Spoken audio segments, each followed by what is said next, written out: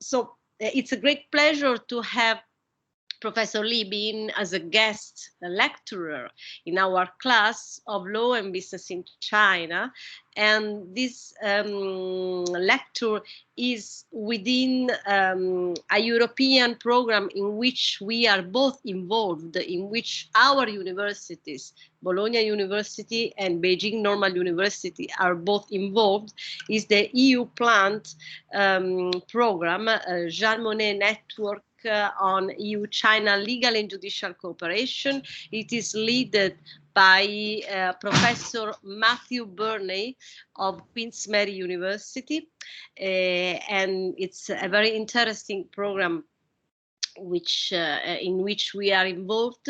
And today, Professor Li Bin will give us a speech on the Belt and Road Initiative from the perspective of global governance. Professor Li Bin is a professor of international law, right? Yes. Okay, international law, but he also is a comparative law scholar and an expert of common law. So he mixed several skills in the law field, and not only, and he's also associate dean of the law school of the Beijing Normal University, which is one of the most prestigious Chinese universities. So I will leave the floor to Professor Li Bin and thanking him again for having accepted to be with us today. Thank you so much. Thank you so much for Professor Matthews, D. Matthews, very brilliant introduction of my position at Beijing Normal University. I feel it is a great pleasure to have the opportunity to deliver this lecture and the framework of EUPLANT. I feel very glad to have the opportunity to share some ideas, some of my observations about the Belt and Road Initiative, which was launched 8 years ago, since 2013. It is widely regarded as one of the China's ambition to show its importance in terms of economic globalization, but also the political implication of this initiative to the global governance. For sure, at the same time, there are many controversies, there are many debates, many disagreements between scholars about the economic, political, strategic implication of this initiative. So I think I can have the opportunity to discuss with you, with Professor Di Matteo, with your excellent students, how you observe, how you feel the BRI program or Belt and Road Initiative. What is your opinion towards this Chinese initiative, especially from the perspective of global governance? We are legal scholars. We perceive global governance particularly from the legal point of view. That means the function, the role, and the status of law in the implementation of this BRI. So what is your idea about the relationship between law and BRI? So I'd like to share my PPT, and after my presentation, I will leave some time to have the pleasure to answer your questions, to hear your voice, to hear your observations. I'm sorry, I'm not the organizer of this meeting. Professor, could you permit me to share the PPT? Professor Carpi, we will manage this. Yes, no problem. Thank you. 1 second, just 1 second. Yeah, no problem. Or 2 seconds. It's interesting that you ask us which is our perception. I think it's a right approach, yeah, because perceptions have a great value, even in law. Mm-hmm. Mm-hmm. Okay, I can share the screen with you. Okay. Now here you can have the map of this Belt and Road Initiative. It is written, the title written in Chinese means the Belt and Road Initiative describe a new blueprint for development. So this title already indicates the ambition and the perspective idea of the Chinese government in launching this initiative. And you can see the geographic location of China and the countries and the areas covered by this initiative. It means the belt means the Silk Road in the land from the west of China to the from the inner part of China, which extend toward the west until the UK and running through many Central European, East European, and West European countries, for sure including Italy. And I'm sure that the government of Italy has expressed a very strong support. I think it's a strong support to this initiative with the signing of this memorandum of cooperation between the Italian government and the Chinese government. And also another road, the belt, means the Maritime Silk Road, which running through the south of China until the Southeastern Asia countries, and then to India, and then to the east coast of African continent. So this roughly indicates the geographic direction of this initiative, which run westward, not eastward. But I should say that the Belt and Road Initiative is an open initiative. It is not a formal international organization with a membership very clearly defined. So it differs a lot from a formal international organization, which means that there is no strict definition of the membership. So recently, when I checked the website, there is an official website of the Belt and Road Initiative. There are many news reports about the current progress of the Belt and Road Initiative, which covers also Latin American countries, such as the road construction financed and constructed by the Chinese enterprise in Bolivia. So in Bolivia, you can find also the Chinese infrastructure roads. Maybe in Brazil, there is some problem of the train project in Brazil. But several years ago, there was a project that Chinese enterprise intended to invest to build the railroad in Brazil. And later there are other problems. I don't know the current status of the project. So what I should say is that the Belt and Road Initiative shows Chinese ambition to going west, but this is a roughly geographic indication. There is no strict membership, so there is no limitation about the geographic scope of this cooperation. So Belt and Road is firstly an economic international cooperation project. One of the flagship projects is China-Pakistan Economic Corridor.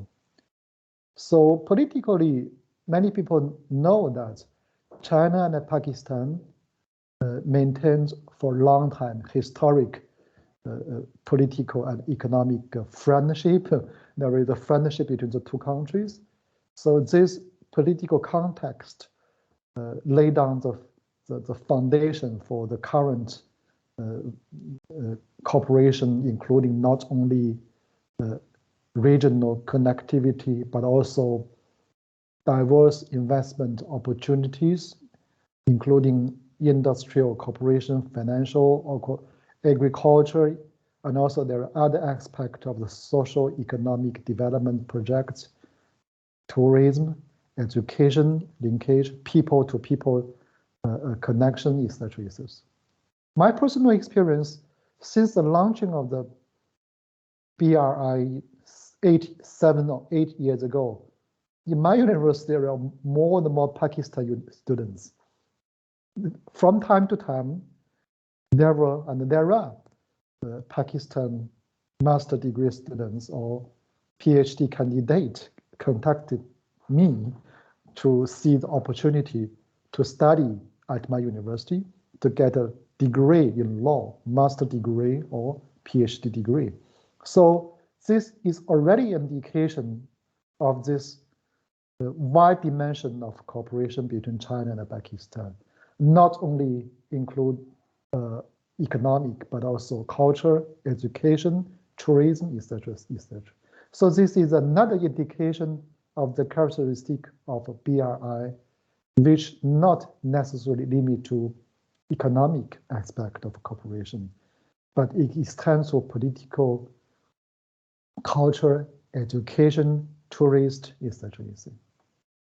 Now I will show another very attractive aspect of this initiative. That means the transport connectivity. In front of you, there are two pictures. On the left, it is a very recently launched railroad transport system. The starting point, the departure point is Shanghai, the metropolitan Chinese city, and the end is Hamburg. So in end of the September this year, this new Sino-Europe train was launched. And on the right, I think it's the first China-European intercontinental train railroad transport between Yiwu in the east coast city of China to Madrid. So I think probably there is 3 trains per week transporting the goods and other products made in China, and also the train imports many products from Europe to Chinese market. And also other infrastructure projects. Probably many of you know that the project, the port of Paraphos in Greece, in Athens, which is now invested mainly by the Chinese enterprise.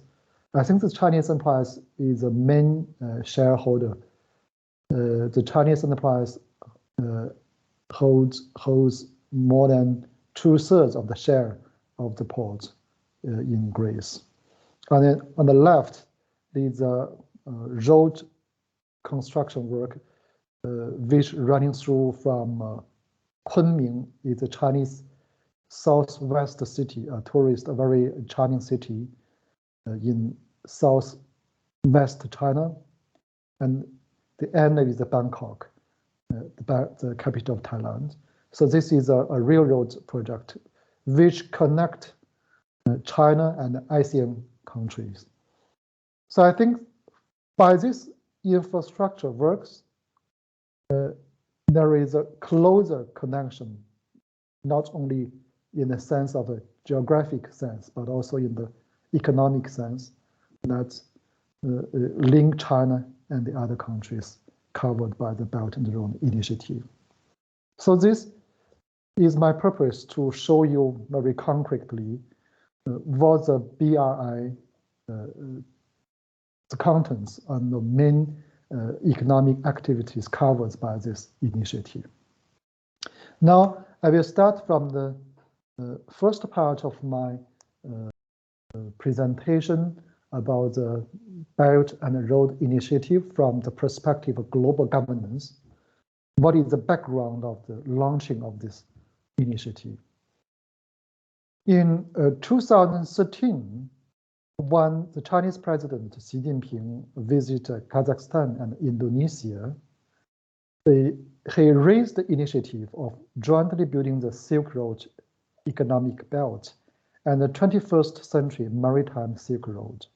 So this is an initiative proposed by the Chinese leader. And for those who know some historic background, who know some Chinese history, in Chinese history in probably 2,000 years ago, there was already a Silk Road, the road for silk and commerce transaction between China and inner and Western Asian countries. And also in the Ming Dynasty, there was another transaction between Chinese merchants with the Asian and African counterparts for making maritime merchandise transaction. So many people consider that this Belt and Road Initiative is a continuation of the Chinese civilization in the historical context.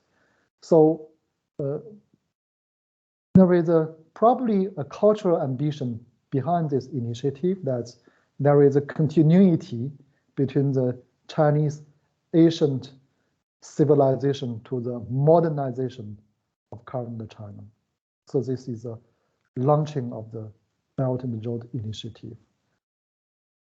After the launching of the initiative in 2013, in March 2015, the Chinese government published a very important document, which is not a legal document, but more or less a political document, entitled Vision and Actions on Jointly Building Silk Road Economic Belt and the 21st Century Maritime Silk Road. So this is a government declaration or document by the government, which stands for the formal support from the government, which contain the general principles, the norms, and the concrete proposals in this document. And in 2017, there is a first Belt and Road Forum for international cooperation convened in Beijing. It was an international conference participated by the leaders and the government leaders of many countries covered by the Belt and Road Initiative. So this is the first international forum of a political nature for consultation, for negotiation, for deliberation, for exchange of ideas. And also in 2018, there is a 5th anniversary of Belt and Road Initiative. In the celebration, there is an event for celebrating the 5th anniversary, and the President Xi said that in advancing the initiative, we should, that means China should build a global community of shared future. So since then, BRI is closely connected to the Chinese basic norm, the general norm of diplomacy, which is called to build a shared community of mankind. So there is a strong political and a diplomatic dimension of this initiative. But very different from other formal international organizations, there is no founding treaty, there is no formal organization, international organization. BRI is more or less a very flexible intergovernment cooperation project participated by non-state actors. So the leading thread of this cooperation can be described as some policy priorities. It's a kind of a political declaration, but not legal documents, which express the main objective in implementing this initiative. These priorities include policy coordination among countries, that's means between China and the other countries covered by the Belt and Road Initiative. And the second priority is connectivity of infrastructure. Just a moment, I show you a picture, the railroad and the railway, road, and also for the aviation, and also extend for the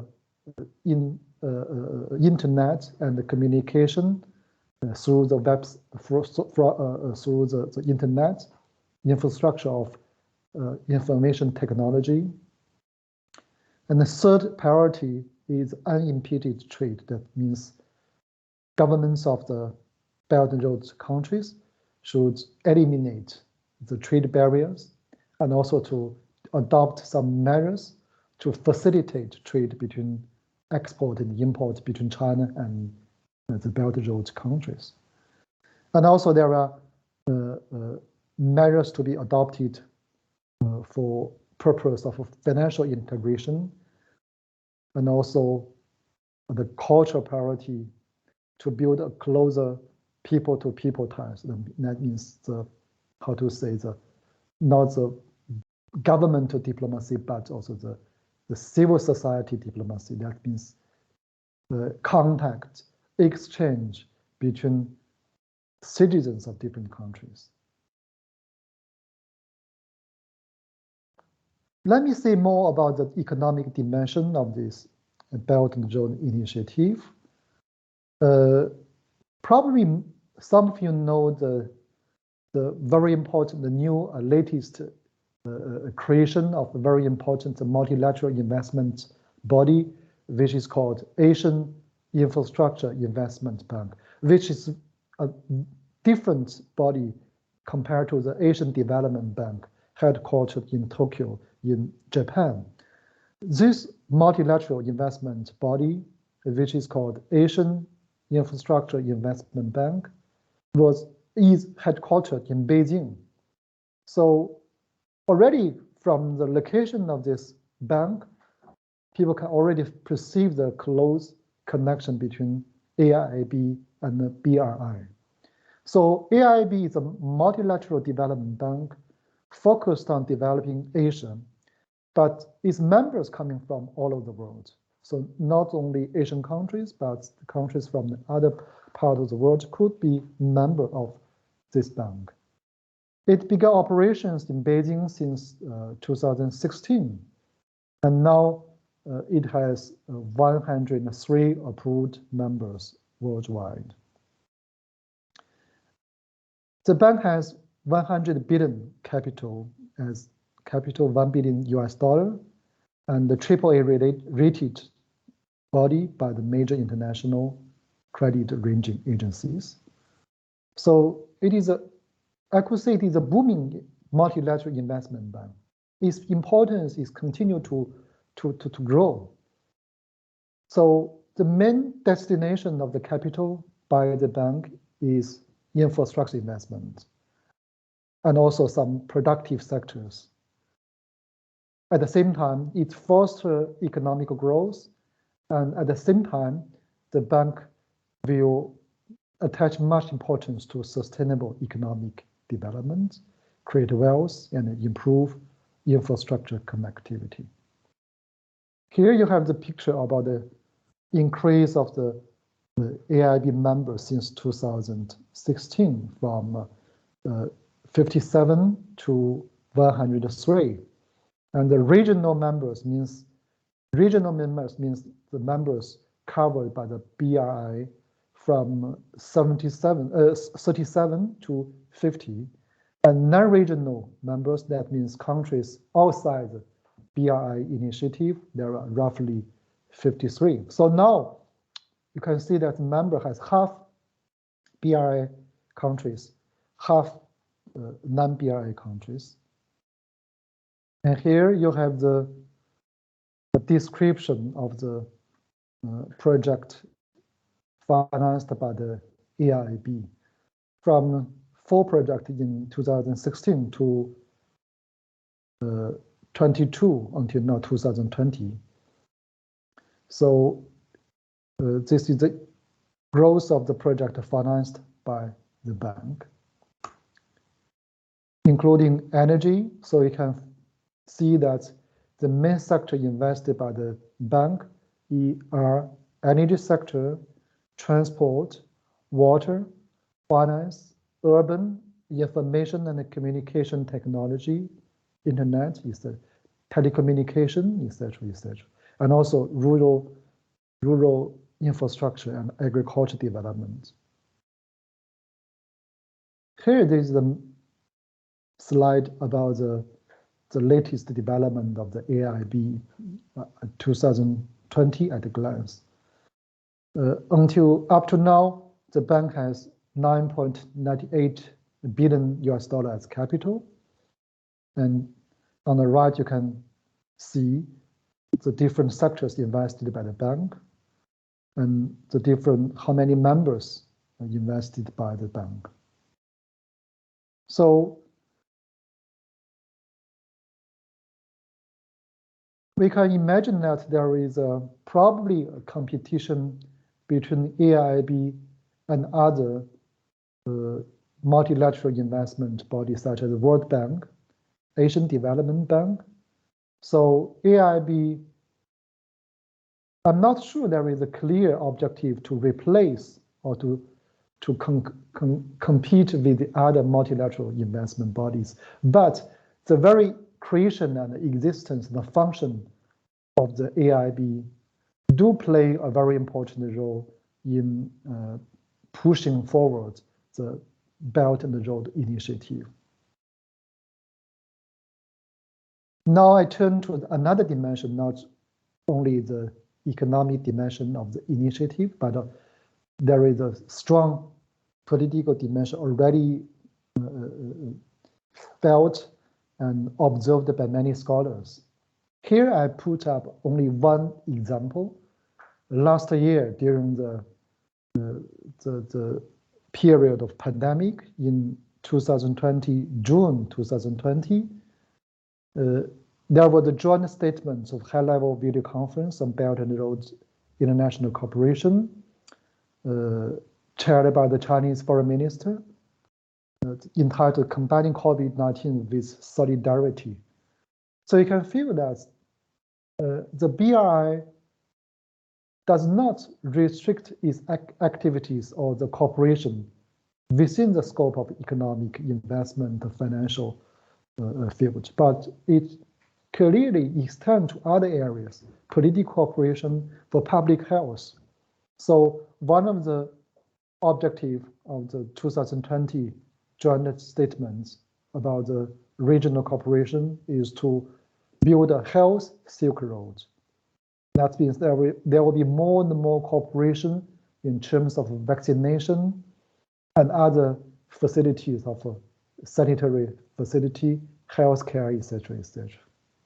Boosting connectivity, promoting economic recovery, which has been harmed by the pandemic. And also there is another objective of deepening practical cooperation. So I think personally, I think I already observed there are many operations on many measures between China and the countries of the BRI cooperation in terms of public health, in terms of vaccine and other measures, sanitary measures to fight against the COVID-19. Now, I will turn to the second part of my presentation. What is the implication, or what are the implications of China's BRI and the global governance? Because there are already many different voices among scholars, political leaders, in considering the Chinese influence through the BRI in terms of the changing scenario of global governance. Many people feel that China is becoming and will become still more important in the global platform for its political power, economic power, and also cultural influence. So let me start some basic words about what is global governance. How should we understand governance, and especially the global governance, a political term? There is no universal definition, but there are some prevailing ideas behind this concept of the notion of global governance. Firstly, there is governance without government. There is no global government, but global public affairs should be governed in an orderly way. So there is a process of governing around the world with the cooperation of states, international intergovernment organizations, transnational actors. So this is a multilateral governance, not only by governments, but also by non-governmental or non-state actors. So this is one distinctive feature of governance. And from the normative aspect, governance means there is a sum of laws, norms, policies, institutions that define, constitute, and mediate relations between citizens, societies, markets, and states in the international system. So there is a converging idea that for governing the global public affairs, people should rely on these norms. When I say norms, it is considered or understood in a wider way, including not only the laws in a formal sense, but many non-laws or soft laws, or even policies. So global governance is maintained by or relies on these norms. And the third aspect of governance is the goal. That means global governance is also a value-added concept. It is not a neutral concept. So the goal of global governance, roughly defined, is to provide global public goods. So there are many ways that global governance should aim to ensure or enhance global justice, such as the sustainable development. And also, I should say that the shared future community, the shared future of humankind is also a reflection of the global public goods. Now, there are many controversies behind how people should create or maintain a model of global governance.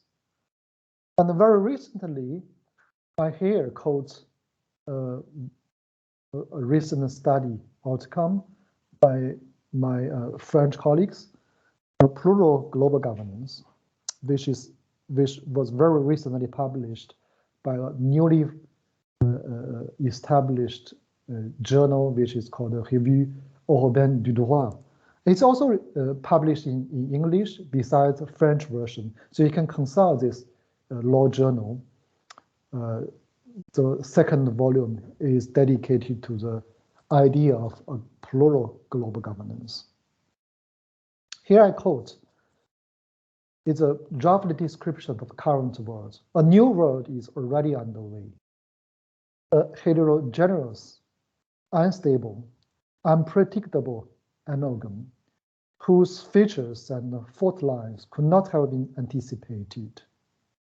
This trend is apparent in the new protectionisms and the crisis of multilateral cooperation, but also in the emergence of numerous alternative, but sometimes incompatible political, social, and economic models. So this is a new world which calls for a plural modes of global governance. There is no uniform or even no universal model of global governance. And at the same time, there are two pitfalls of globalization.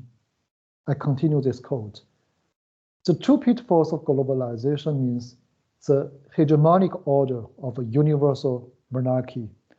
I think some people, maybe conservative idea, consider that the US or the ex-Russian has played a leading role. And some people even intend to keep or maintain this leadership, to maintain this hegemony in global governance, but it's no longer possible to maintain this hegemony. And on the other hand, the great disorder of the world, if there is no one leader, but multiple leaders, there is a great risk of a disorder of the world that is not only divided, but fragmented to the other. So there is two extremes of pitfalls of globalization. Either it can fall back to the traditional hegemony, or the globalization without a single leader will fall into fragmentation and division and opposition. So the only possible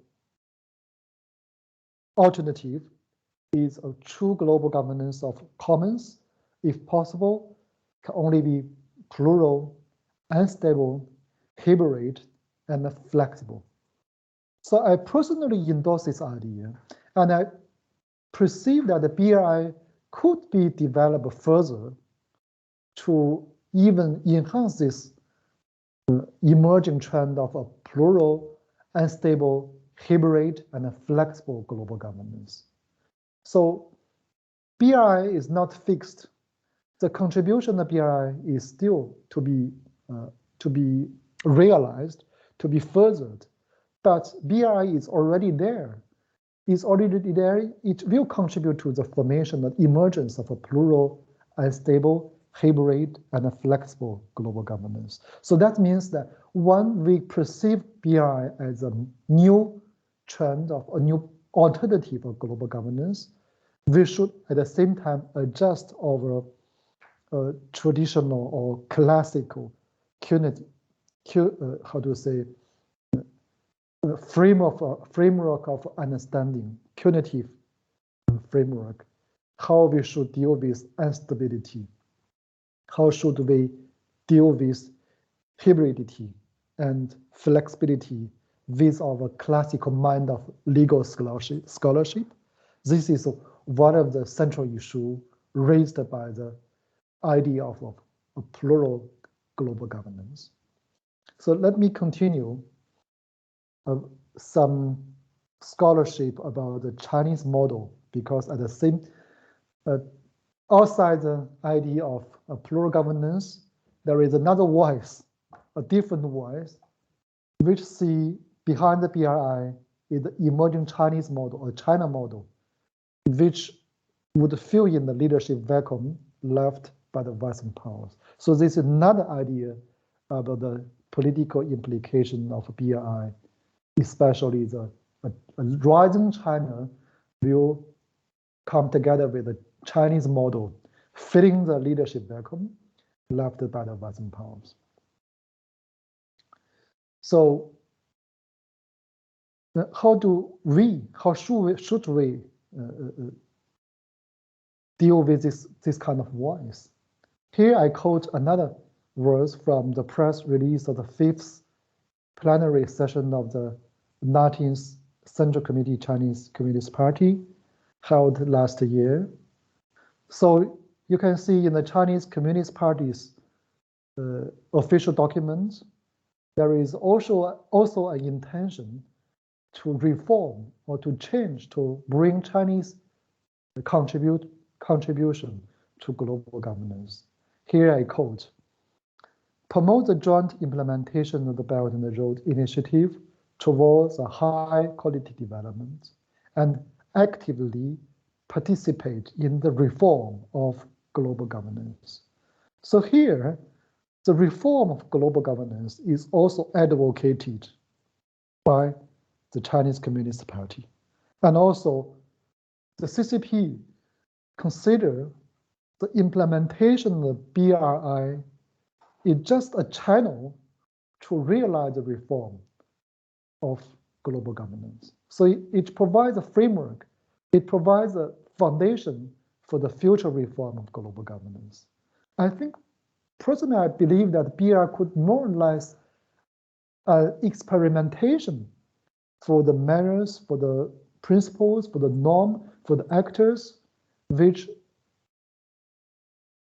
when all the elements are brought together, they bring a potentiality, they form a huge potentiality to the future reform of global governance. So let me come back to the policy priorities. Let me compare the distinctive features with the classic or the current prevailing idea of global governance. Policy coordination, connective infrastructure, unimpeded trade, financial integration, closer people-to-people ties. One, I dare to generalize these policy priorities as a kind of a Beijing consensus, which is contrasted, very different from another consensus, which is called Washington consensus. You probably know better than I the meaning, the history of Washington consensus. So let me say something about the Washington consensus in order to compare this consensus, these priorities with the BRI's policy priorities.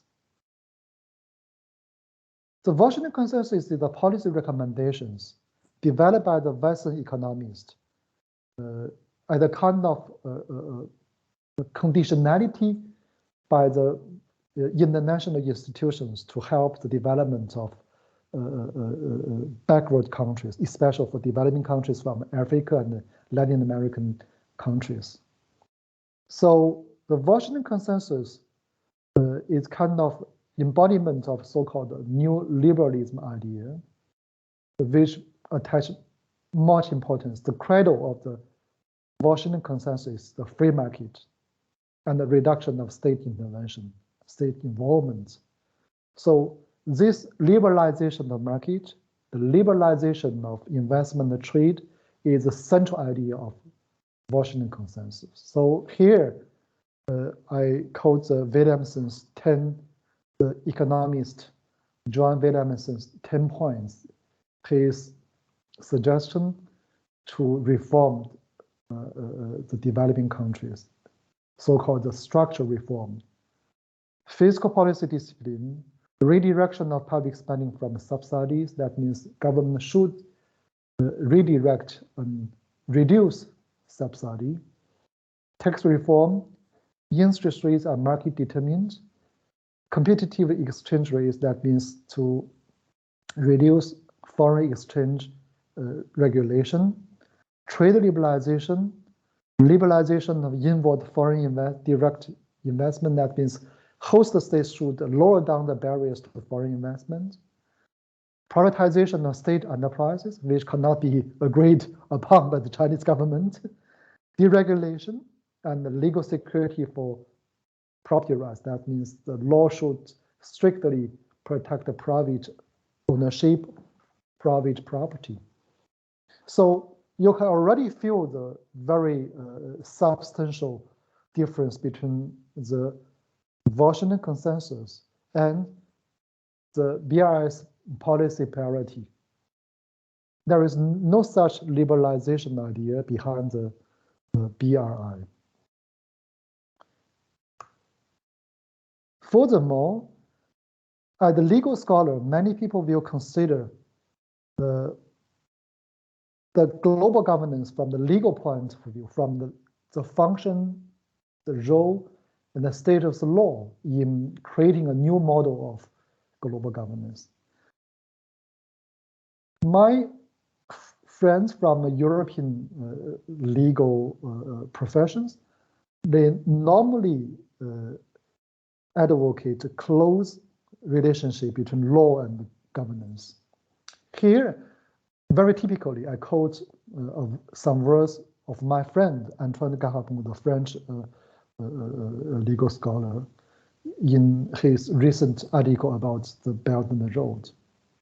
Here I quote, China deploys its BRI through infrastructure investment rather than through the transplantation of legal culture, which was European colonization heritage. That means when the European countries or the US want to invest in African, Latin American countries, they intend, they advocate the transplantation of legal culture, of US European legal culture, the imposition of law, or through the empowerment or transmission of a specific model of a society. China believes that the society of consumption may become similarly attractive to other countries. So China does not intend to transport or transplant its own legal culture, but China has a sentiment of sharing some society of consumption idea.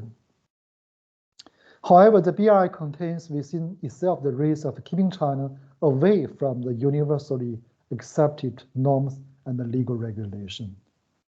And the last word is very important. The very reason of such a scenario is that China is still not a state and the rule of law. So my friend considered that China will not use law as the main instrument or the key instrument to build an alternative global governance structure.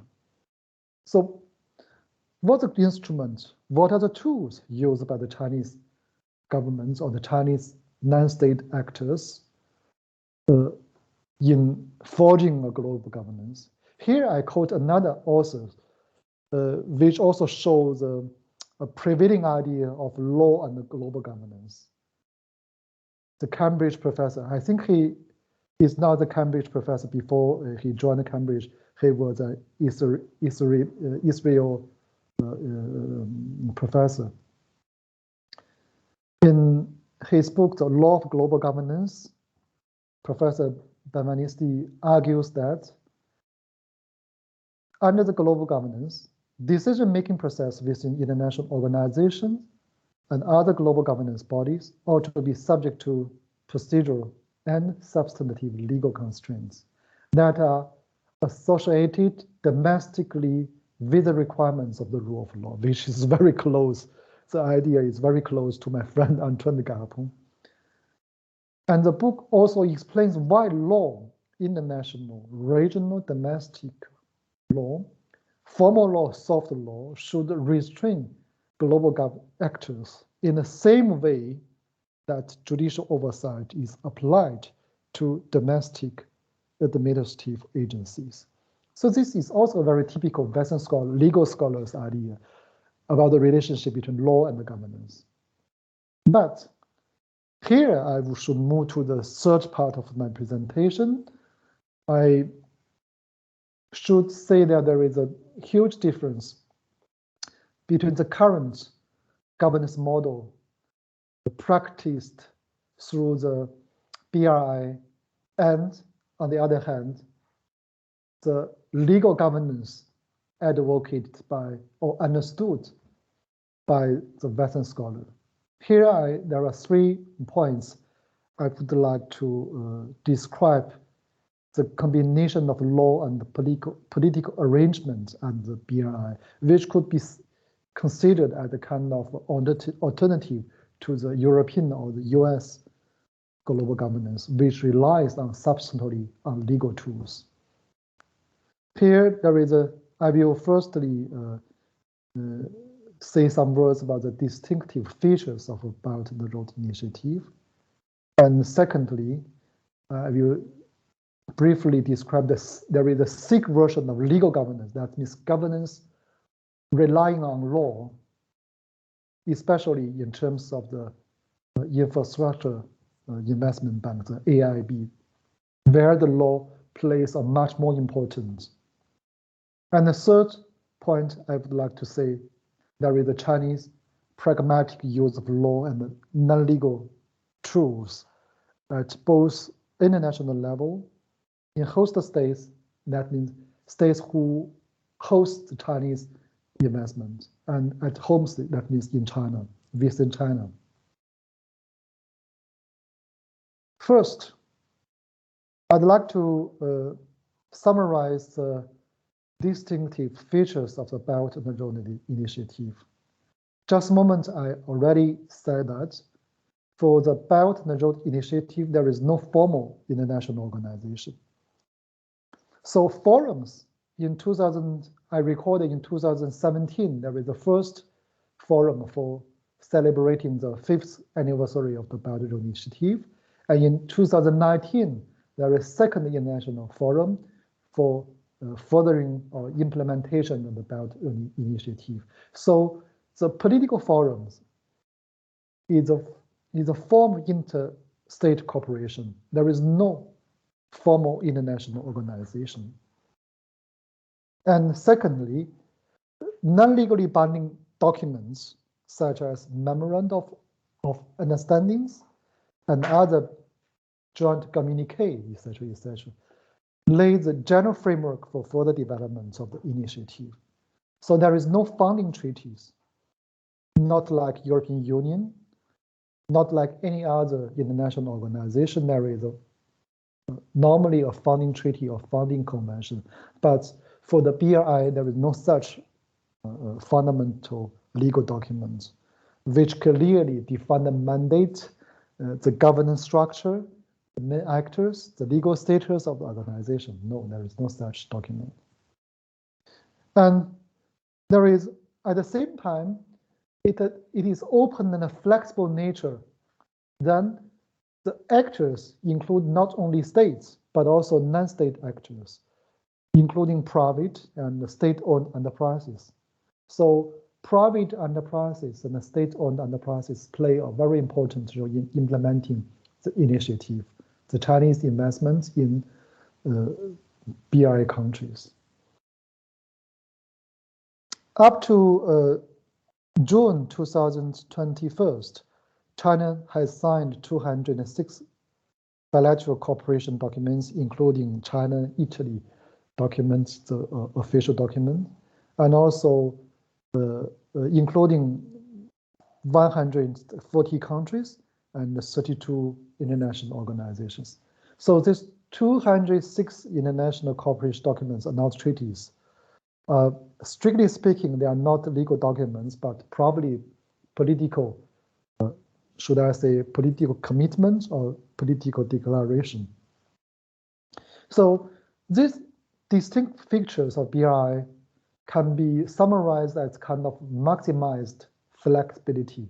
So the functioning of the implementation of this initiative is very flexible because there is no legal constraint, no very formal documents who constrain, who limit the conduct of this project. Here there is the example, the China-Pakistan Economic Corridor, CPEC. Here you can see the institutional framework of the CPEC, China-Pakistan Economic Corridor. There is no formal organization, so for running this, for running the project of the CPEC, there is a joint cooperation committee co-chaired by minister and the vice chairman of NDRC. NDRC means the Chinese Ministry for National Development and Reform Commission, NDRC. So this the intergovernment cooperation by designating ministers or vice ministers as a member of this cooperation committee. There are many working groups and the committee. So this is a very flexible cooperation form already shown in the China-Pakistan Economic Corridor. Second, generally speaking, the BRI is very flexible. It can be described by Chinese scholar as a maximized flexibility. But there is some exception. The AIIB, when there is a formal international or multilateral investment body, the Asian Infrastructure Investment Bank, the running of this bank, the multilateral investment body, should be governed by law. So law play a very necessary role. So I should say there is a sick version of legal governance, which is shown by the functioning or by the role of law in AIIB. So here are some major aspects of the role of law at AIIB. There is Articles of Agreement, the basic document, which sets the mandates, the membership of this bank. At the same time, there is the Chief Negotiator's report, adopted in tandem with the final text of the articles, and summarizes understandings for future reference when interpreting the articles. So this is a very formal treaty interpretation relying on the Tao Pibahatoire. And Articles of agreements and headquarters agreements are also registered with the United Nations Secretariat in accordance with the UN Charter. And AIIB has also been granted permanent observer status to UN. And there is an internal legal framework for the good functioning of the AIIB. Firstly, according to articles of agreement, there is no general competence of the AIIB. So AIIB should only exercise its powers expressly or implied bestowed by the articles of agreement. And the internal structure of this multilateral body composed of a board of governors, which adopts the bylaws of the bank to complement the articles of agreement. There is a board of directors who functions as a supervisory body and also capable of delegating powers to the president. And the president, the chief administrative staff, and the legal representative of the AIIB. So the mandate, the power, the functioning of these different structures are well defined by the articles of agreements. Besides this main structure, main bodies under the AIIB, there are regulatory mechanism, accountability and redress mechanism, and also the legal department, the office of the general counsel. So regulatory mechanisms are established by the governing bodies at different levels to ensure the rules and the procedures are fully observed and to ensure the good governance of the bank. And also the accountability, the redress mechanisms to ensure that there is an adequate redress when the rules of AIIB is in case of a violation of the rules. And the legal department of the bank is to sustain the bank's mandate to give advisory opinion on the legal issues, etc., etc. So roughly speaking, the law plays a much important role in the functioning of AIIB. So there is a reflection of the Sikh version of the legal governance. By contrast, in terms of the Chinese government's implementation of the BRI by different tools, legal tools and non-legal tools, the law plays not so much substantial role as in the case of AIIB. First, I should say there is an endorsement of international norms and rules at international level. Here I quote in 2019, there was the second forum for the BRI participated by the countries or leaders of the government leaders of different countries. So in the final document of this forum, the Belt and Road Cooperation, Shaping a Brighter Shared Future, joint communique of the Leaders Roundtable, I quote, leaders of the BRI countries endorse the UN Sustainable Development Goals and are determined to sustain cooperation in line with internationally agreed principles and obligations. So even in the political declaration, leaders of the country also confirm their adherence to the internationally agreed principles and obligations to work together in line with national legislation, regulatory frameworks, international obligations, applicable international norms and standards, and very precisely, more international cooperation in line with our applicable respective obligations and the international conventions, such as UN Convention Against Corruption and other bilateral treaties. So the UN Convention Against Corruption is clearly referred to in this political declaration. I think it shows the leaders, the political leaders' determination to fight against corruption in the implementation of the BRI. So here, the international conventions, especially the UN Convention Against Corruption, plays a very important role for implementing the cooperation. On the other hand, besides the intergovernmental cooperation, where international conventions plays some important role for the non-state actors, especially for the Chinese enterprises investing in infrastructure projects, they normally need some kind of blended financing. But when the Chinese enterprises resort to blended financing, they have to abide by the already formed multilateral formed rules developed by the multilateral development institutions. So for infrastructure financement, where there are multilateral grants from different bodies, then the universal accepted rule relating to infrastructure financing have to be accepted by the Chinese enterprises. So in that case, there is a fewer chance for the Chinese enterprise to create some new or some rules, so-called with Chinese characteristics.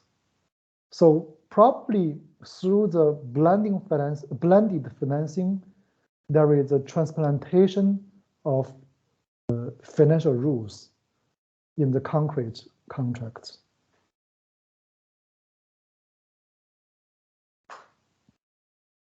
The second aspect, besides the rule of law, there are the other instruments for maintaining the investment security, especially for the legal certainty of host states. There is a Chinese way of ensuring the investment security, so-called the Chinese ordering. Here I quote an author's description of the Chinese practice relating to maintaining investment security. Also, a professor from, I'm not sure from Oxford or Cambridge, Matthew Airy, probably Professor Di Matteo, you know him better than I, also a Chinese scholar. I quote in his latest paper, instead of previous approach to law and development, China is reluctant to engage in legal reform of host states that receive Chinese capital. Rather, Chinese investors try to avoid local law. Local law means the local law of the host state. Chinese law and development creates order through transnational law, which builds on legal infrastructures both from the United States and from China, supplemented by extra legal and non-legal norms. So, in the eye of Professor Airy, when Chinese enterprise invested in the countries covered by the BRI, they will not rely on local law. At the same time, the Chinese enterprise will not export in total the Chinese legislation, the Chinese legal culture, but by a selective approach. That means some US law, some UK law, some local law, some Chinese. So there is a combination of different sources of law. And besides the formal rules, the Chinese enterprise will also recourse to extra legal, non-legal, especially the political coordination, interpersonal relationship, etc., to ensure this security. So this practice is described by this author, Professor Airy, as a kind of normative pluralism. As he has said in his paper, Chinese ordering can be understood as reflecting the normative pluralism and the globalization context. That is, it is an ordering formed not only by international commercial law, but also by quasi-legal norms like soft law, non-legal norms, such as political intervention, civil society, digital infrastructure, bureaucracy, personal or professional networks, soft powers, and even religion. The normative pluralism of China's global ordering is hardly uniform, static, and even internally coherent. In short, ordering may have disordering effects. So there is a tolerance of disorder. That means when the Chinese enterprise intends to maintain security, especially legal security, they tolerate some kind of risk of disordering by using multiple tools besides formal legal tools and other non-legal tools. And third aspect, let's turn to the practice of Chinese governments when they promote the Belt Initiative, how the domestic law is adapted in order to push forward the Belt Initiative. So there are some legal and non-legal arrangement at the domestic level, at the home state in China. Firstly, I should say there is a remarkable judiciary innovation since 2015. China's Supreme People's Court, the Supreme Court, released in 2015 and 2019 two guidelines on the judicial service and the guarantee that China's judicial system should offer to the BI. One of the main objectives is to enhance the trustworthiness of Chinese judiciary in settling the legal disputes related to BI countries. That means if Chinese enterprise or Chinese investor has some legal dispute, they are encouraged to bring this dispute to be settled within the Chinese judiciary system. Or the other way around, the Chinese judiciary intends to provide a reliable dispute settlement mechanism to both Chinese investor and its partner, the business partners of BRI countries. So one of the concrete measures of this reliable dispute settlement mechanism is the so-called one-stop legal dispute settlement with a diversified available remedies that coordinate judicial settlements, mediation, arbitration offered by the recently established China International Commercial Court. So like many other countries, I think in France, I don't know whether in Italy you have the International Commercial Court, but I know in France, in Singapore, some other countries created the International Commercial Court at a very special branch compared to the general judicial system. So this CICC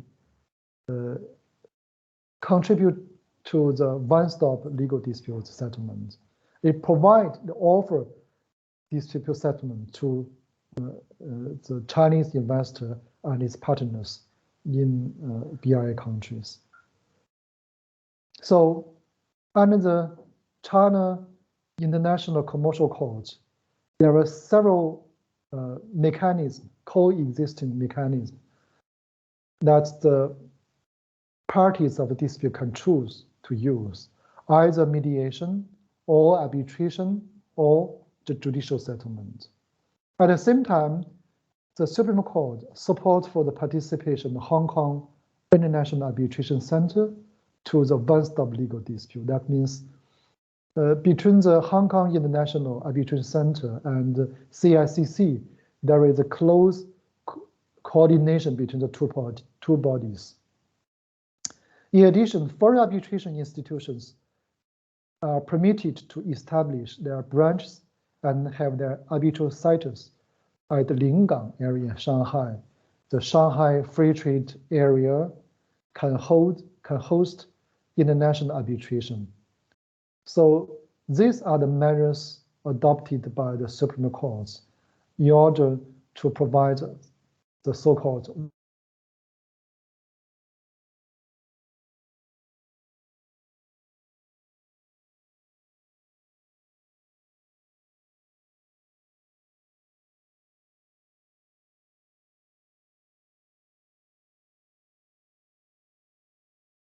I'm afraid there is some problem with the network, with the internet communication. I cannot hear you.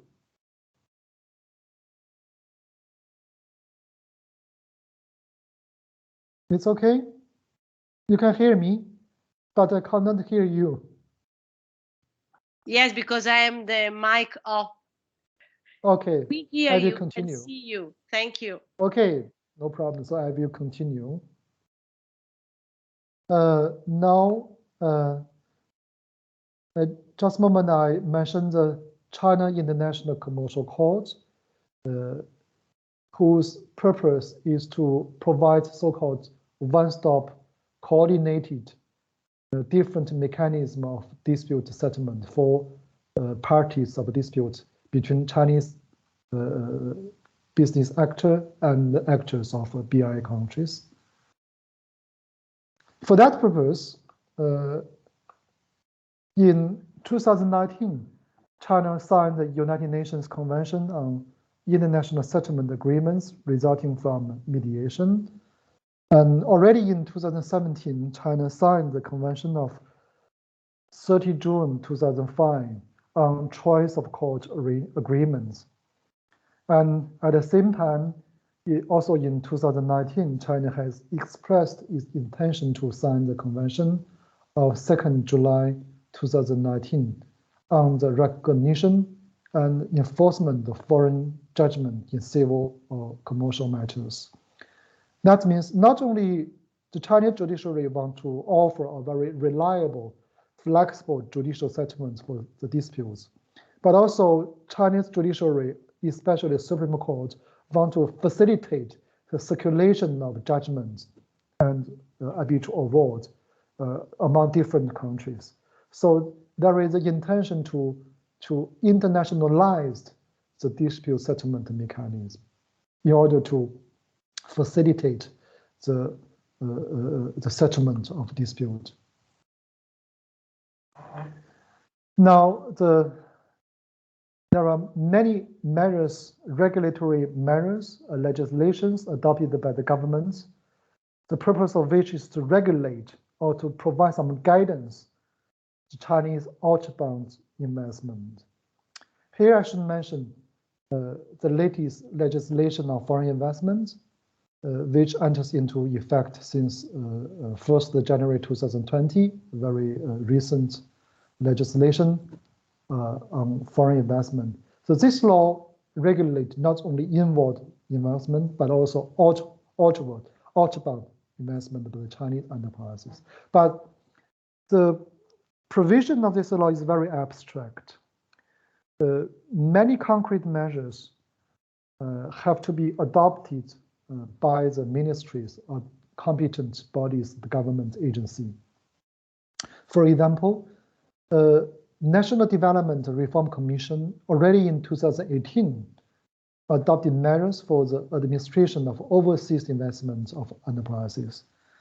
It's a administrative regulation applicable to outbound investment by the Chinese enterprises.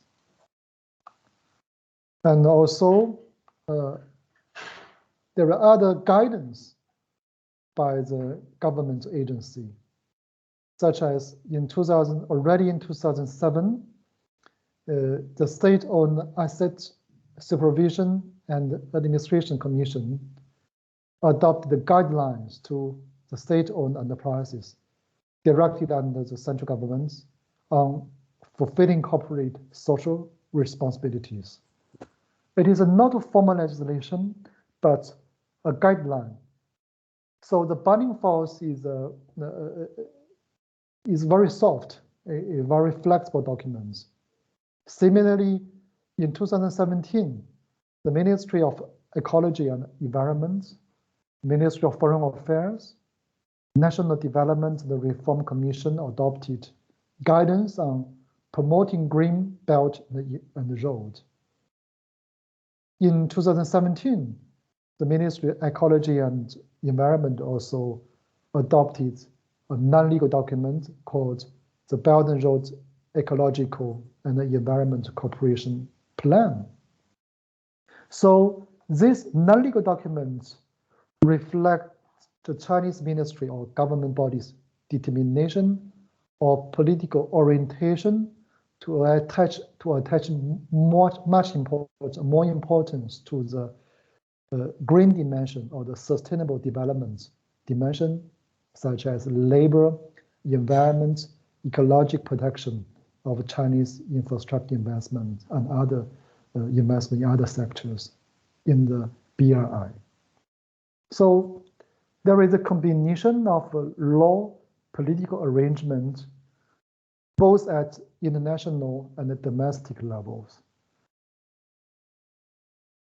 And here I'd like to conclude this description of Chinese very pragmatic use of law and non-legal tools in the implementation of the Belt and Road Initiative. I'd like to conclude this presentation by indicating some challenges ahead for the future. There are many debates and some criticism against the Belt and Road Initiative, such as the Belt and Road Initiative lacks a kind of transparency. I think the transparency from the legal point of view mainly points to the relationship between the government, state on one hand, and the other hand, the non-state act, especially private enterprises and state-owned enterprises. Because for the merger and acquisition project by the Chinese enterprises, there is some skeptical view that means the Chinese enterprise, especially state-owned enterprise, could use government subsidies to facilitate its overseas merger and acquisition in order to get some unfair competition position. So transparency still need to be promoted, enhanced in the future. Second challenge is to how to ensure security with the maximized flexibility. How China could use both law and non-legal and extra-legal tools, political connection, professional or international personal networks, interpersonal relationship to ensure this security is another challenge, especially to avoid this disorder. That means, as the author has already expressed his concern, the Chinese order contains the risk of disordering. And the third challenge might be the sustainable development goals. How China combine its investment activity with the realization of internationally recognized goal of sustainable development. Then there are many challenges behind this objective. And finally, I will quote a very recent paper established by an American consultants corporation about the current financial, especially the debt status of Chinese investment in the Belt and Road Initiative. I quote here, according to this paper, available online, Chinese debt burdens are substantially larger, that's been heavier than research institutions, credit rating agencies, or in the government organizations with surveillance responsibilities previously understood. 42 low and medium income countries now have levels of debt exported to China in excess of 10% of the GDP. Second quotation, 35% of the BRI infrastructure project portfolio has encountered major implementation problems, such as corruption scandals, labor violations, environmental hazards, and public protests. So this report, this paper also indicate some challenges that Chinese enterprises have to face in the future implementation and the Belt and Road Initiative. So I'd like to end my presentation here and have your opinion, your view about the future, the challenges, how the Chinese enterprises and Chinese governments deal with this challenge. Thank you. Thank you. At the same time, my mother is preparing the meal for me. My mother is preparing the dinner. Oh, wonderful. And which I'm is your sorry you favorite? cannot. I'm sorry you cannot share the meal with you due to the distance. Now, before asking about Belt and Road, I would like to know what you are going to eat for this dinner. We eat some Chinese food, very delicious. I know my mother Jiaozi. prepared the meal. No, not 饺子. It's a pork. Ah, pork. Nothing pork. Zhuro. Yes. Okay, so first of all, I would like to thank you so much, Professor Libin. Your presentation has been very, very insightful. We learned a lot about Belt and Road Initiative, a huge initiative which is reshaping the international relations setting, but which also has many hidden elements. And today we discovered several of them. So thank you for having so very clearly illustrated these elements. I wonder if some of our students has some question to raise or some comment. Yes, Aurora Yes. Righi. Please, Aurora. Thank you.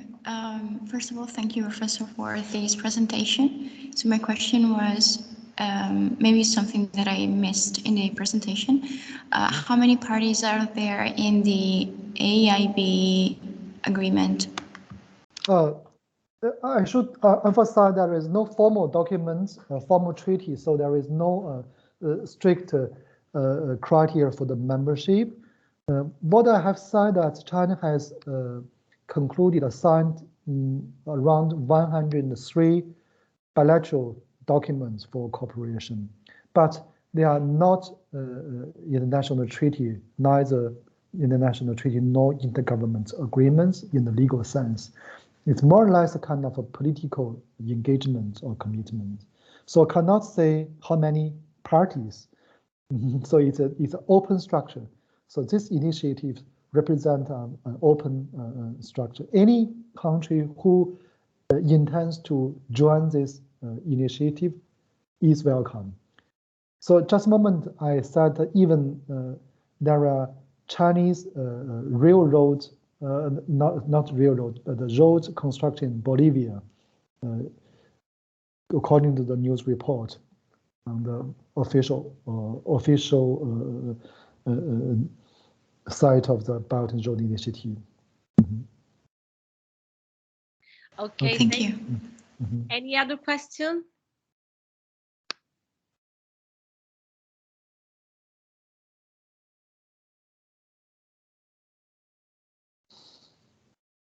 I think many people are thinking of the lunch.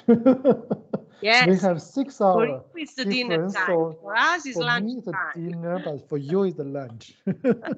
Yes. Okay, is there any other students who wants to ask something? Okay, I would like to make a short comment and a wide question. Maybe for the next, I don't know. Okay, you started your very interesting lesson with the big question, which is our perception. Okay, you know, from the Western point of view, China's perception oscillates between ideas of opportunity and threat. Yeah. And this has always been true. I would like to say since the very beginning of the modern history of the relations between West and China. And this is also the case of Belt and Road Initiative. And I think that the idea of threat is a little bit more present than of the opportunity. And also Italy is looked in a suspicious way because in the West of Europe it is the only state which has concluded an agreement with China. But in any case, we know the relations between our two countries are so long and so well articulated that we can understand why there was this MOU. It's a memorandum of understanding, a piece of soft law, which you already mentioned. But I have a question about law. About the legal dimension. We comparative law scholars wonder about the implication of the Belt and Road Initiative with regard to the circulation of legal laws. If we look at the European Union international cooperation projects involving China, we often find a part of the program dedicated to circulation of legal models. Usually European Union or Western models or uniform law models have been introduced as exemplary models to inspire Chinese law reform. This is a long-lasting history between West and China. But it seems that China does not have the same approach in this Belt and Road Initiative. The Chinese approach seems not to be related, so strictly related to an idea of legal transplants, of vehiculation of legal models.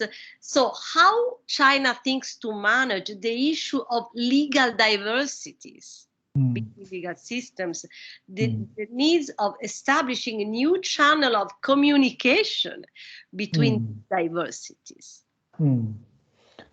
Thank you, Professor Di Matteo. It's an excellent question.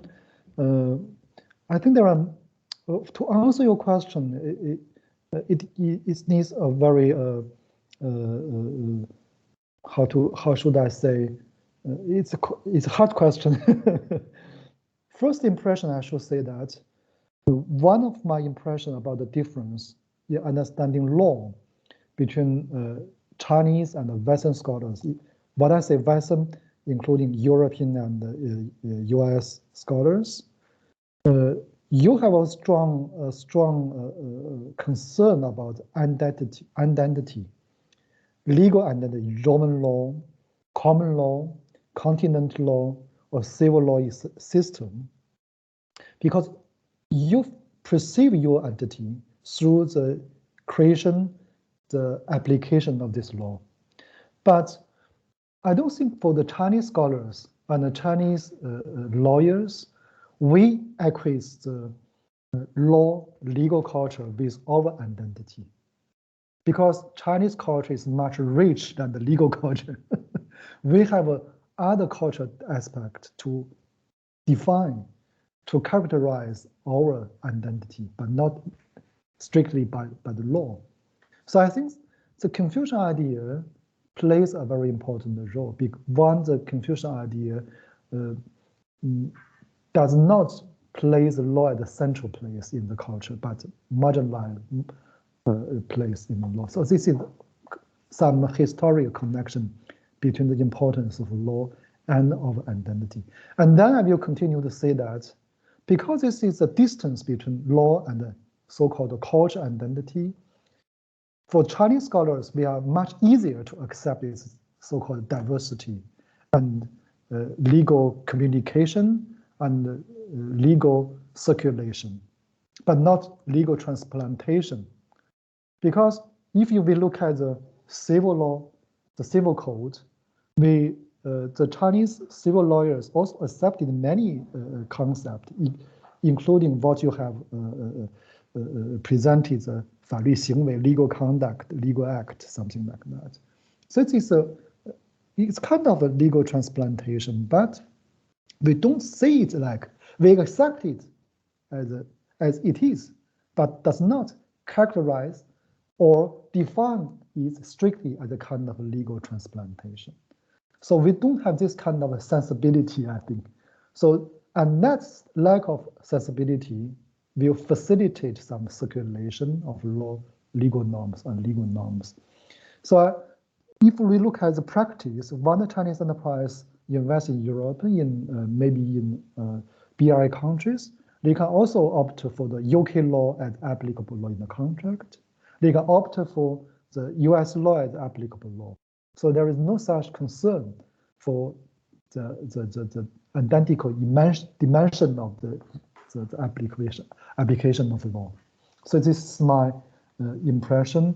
One, there is an encounter between Chinese law and foreign law. We have less concern of losing of identity.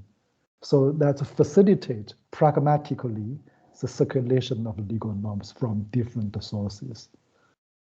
Okay, if I may add something just to summarize, I think that we are both linked to our legal identities, but the difference is what we mean by legal identity.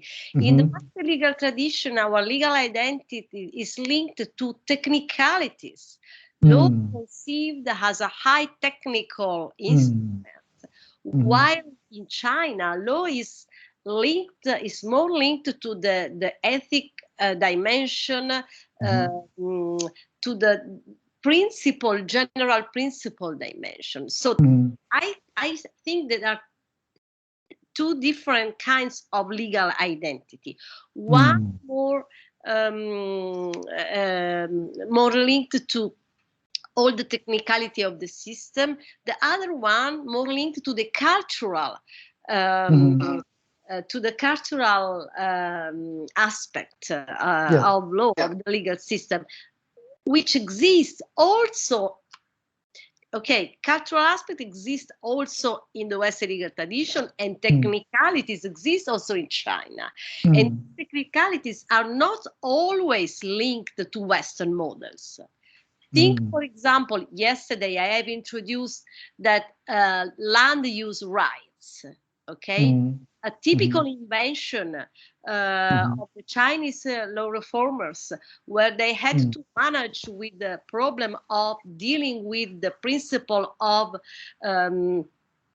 public nature of land. Land should remain a public good, okay? How to manage this?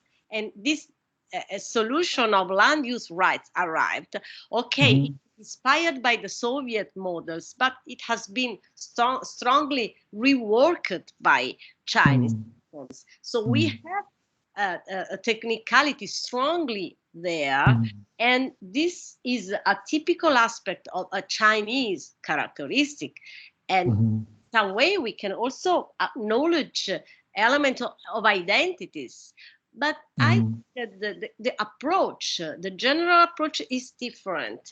You identify your legal identity in the general principle and ethical dimension and cultural dimension, while we identify our legal identity in technicalities.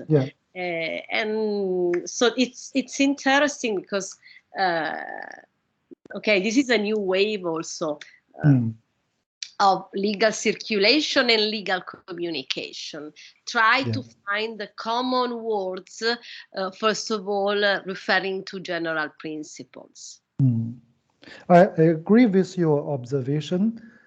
I will add another comments in that direction. One, I say there is a pragmatic use of legal and non-legal tools, how we define the pragmatism in the Chinese way. I think for the many practitioners, especially for the Chinese investors, the pragmatism means that there is one goal, one purpose, but at the same time, there are many different ways.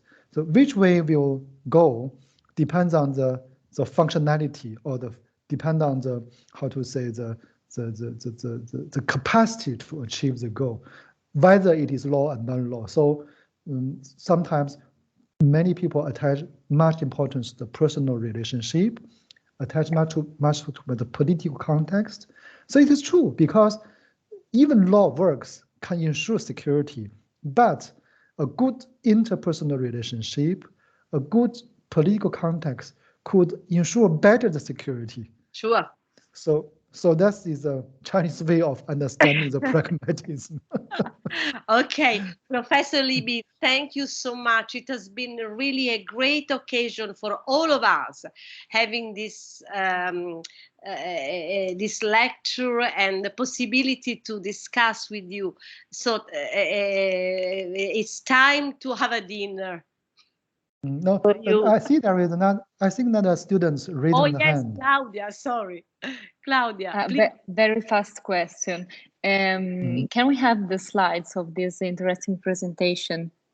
Sure. If it's not I have already transmitted. Yes. I have transmitted to. We will upload on our virtuale platform. Virtuale, don't worry. We will upload the slide. If Professor Libin accept this, we can do this. Yes. Yes, I agree. Thank you very much. I will share. It's great pleasure. Thank you, dear colleague. I hope to see you soon again. Yeah, me too. And I hope you can travel to China soon. Yes, I'd like to. See Until you. now is a dream. It's my Chinese dream. 中国梦. Yes, the Chinese dream is also every citizen's dream. Okay, thank you. Thank you. Bye. Pleasure. Bye-bye. 慢慢吃。谢谢，谢谢。 Nice dinner. Bye-bye. Bye. Bye. Bye. Thank you. Thank you.